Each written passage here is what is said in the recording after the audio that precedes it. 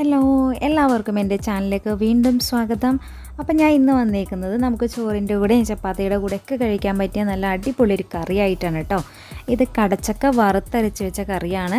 അപ്പോൾ ഇതെങ്ങനെ തയ്യാറാക്കാമെന്ന് നോക്കാം കേട്ടോ. അപ്പോൾ നിങ്ങൾക്ക് വീഡിയോ ഇഷ്ടപ്പെടുവാണെങ്കിൽ ലൈക്ക് ചെയ്യണം, ഷെയർ ചെയ്യണം, അതുപോലെ നിങ്ങളുടെ കമൻസൊക്കെ കമൻറ്റ് ബോക്സിലൂടെ അറിയിക്കണം കേട്ടോ. എൻ്റെ ചാനൽ ആദ്യമായിട്ടാണ് കാണുന്നതെങ്കിൽ ഒന്ന് സബ്സ്ക്രൈബ് ചെയ്ത് സപ്പോർട്ട് ചെയ്യണം കേട്ടോ. അപ്പോൾ നമുക്ക് നേരെ വീഡിയോയിലോട്ട് പോകാം.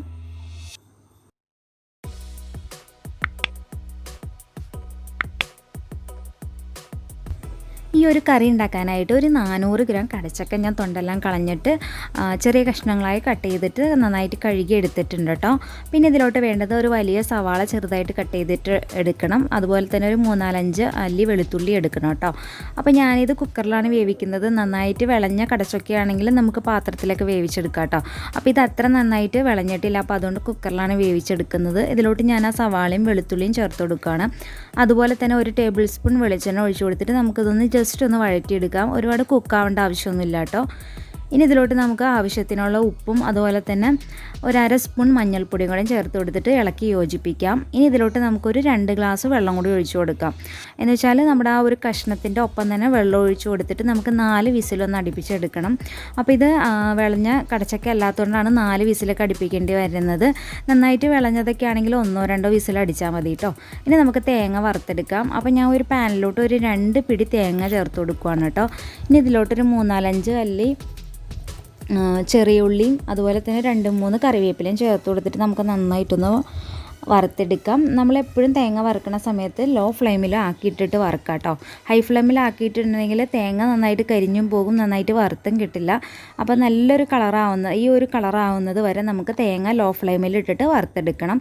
ഇനി ഇതിലോട്ടൊരു 4 സ്പൂൺ മല്ലിപ്പൊടിയും ചേർത്ത് കൊടുക്കാം. അതുപോലെ തന്നെ 2 സ്പൂൺ മുളക് പൊടിയും ചേർത്ത് കൊടുക്കാം കേട്ടോ. ഞാൻ മഞ്ഞൾപ്പൊടി ആദ്യമേ ചേർത്തത് കൊണ്ട് ഈ ഒരു സമയത്ത് ഇനി മഞ്ഞൾപ്പൊടി ചേർക്കുന്നില്ല. ഇനി ഇത് നമുക്ക് ലോ ഫ്ലെയിമിൽ ഇട്ടിട്ട് തന്നെ നന്നായിട്ടൊന്ന് ചൂടാക്കി എടുക്കാം. കരിഞ്ഞൊന്നും പോകില്ല കേട്ടോ. അപ്പോൾ ഇനി ഇത് നമുക്കിതൊന്ന് അരച്ചെടുക്കണം. അപ്പോൾ ചെറിയ മിക്സർ ജാറിലാണെങ്കിൽ ഒട്ടും വെള്ളം ചേർക്കാതെ നമുക്കിത് അരച്ചെടുക്കാൻ പറ്റും കേട്ടോ. അപ്പോൾ ഞാനിവിടെ വലിയ മിക്സർ ജാറിലാണ് അരച്ചെടുത്തത്. ഒരു 2-3 സ്പൂൺ വെള്ളം ഒഴിച്ചിട്ട് ഞാനൊന്ന് അരച്ചെടുത്തു. ഒരുപാട് വെള്ളം ആവരുതിട്ട്, നമ്മുടെ ഈ ഒരു കറിയുടെ കളറ് മാറിപ്പോകും.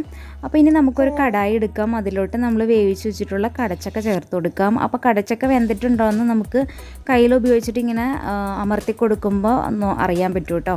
അപ്പോൾ നന്നായിട്ട് കടച്ചക്ക വെന്തിട്ടുണ്ടെങ്കിലാണ് നമുക്ക് നല്ല കറി കിട്ടുക. കടച്ചക്ക കുറച്ച് ഉടച്ചൊക്കെ കൊടുക്കുകയാണെങ്കിലും നല്ല ടേസ്റ്റ് ആയിരിക്കും കേട്ടോ നമ്മുടെ കറിക്ക്.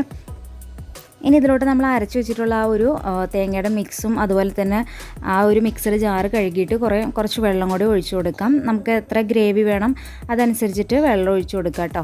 ഇനി നമുക്കത് ലോ ഫ്ലെയിമിൽ ഇട്ടിട്ട് ഇത് വേവിച്ചെടുക്കണം. അതിൻ്റെ ഒപ്പം തന്നെ ആവശ്യത്തിന് ഉപ്പും കൂടി ചേർത്ത് കൊടുക്കണം. പിന്നെ അതുപോലെ തന്നെ ഗരം മസാല അല്ലെങ്കിൽ ബീഫ് മസാല, ഏത് മസാലയാണെങ്കിലും ചേർക്കാവുന്നതാണ്. ഞാനിവിടെ ബീഫ് മസാലയാണ് കേട്ടോ ചേർത്ത് കൊടുത്തേക്കുന്നത്. 1 സ്പൂൺ ചേർത്തിട്ടുണ്ട്. അപ്പോൾ ഇത് അത്യാവശ്യം നന്നായിട്ട് കുറുകി വരുമ്പോൾ നമുക്കിത് ഫ്ലെയിം ഓഫ് ചെയ്യാം കേട്ടോ. ഒരുപാട് കുറുകിയിട്ടുണ്ടെങ്കിൽ തണുത്ത് കഴിയുമ്പോൾ ഇത് ശരിക്കും കുറുകിപ്പോകും. അപ്പോൾ അത്യാവശ്യം ലൂസിന് ഈ കറി എടുക്കണം കേട്ടോ. അപ്പോൾ നമ്മുടെ ഏകദേശം ഈ ഒരു കറി റെഡി ആയിട്ടുണ്ട്. അപ്പോൾ എല്ലാവരും ഇതൊന്ന് ട്രൈ ചെയ്ത് നോക്കാം കേട്ടോ. ഇത് നല്ല സിമ്പിളായിട്ടുള്ള അതുപോലെ തന്നെ നല്ല ടേസ്റ്റി ആയിട്ടുള്ളൊരു കറിയാണ്. പിന്നെ 2-3 ദിവസം നമുക്ക് കേടുകൂടാ ചോറിൻ്റെ കൂടെയും ചപ്പാത്തിയുടെ കൂടെയും ഒക്കെ കഴിക്കാൻ പറ്റിയ നല്ലൊരു കോമ്പിനേഷനാണ്. അപ്പോൾ നിങ്ങൾക്ക് വീഡിയോ ഇഷ്ടപ്പെട്ടിട്ടുണ്ടെങ്കിൽ ലൈക്ക് ചെയ്യുക, ഷെയർ ചെയ്യുക, നിങ്ങളുടെ അഭിപ്രായങ്ങളൊക്കെ കമൻറ്റ് ബോക്സിലൂടെ അറിയിക്കുക. എൻ്റെ ചാനൽ ആദ്യമായിട്ടാണ് കാണുന്നതെങ്കിൽ ഒന്ന് സബ്സ്ക്രൈബ് ചെയ്ത് സപ്പോർട്ട് ചെയ്യുക കേട്ടോ.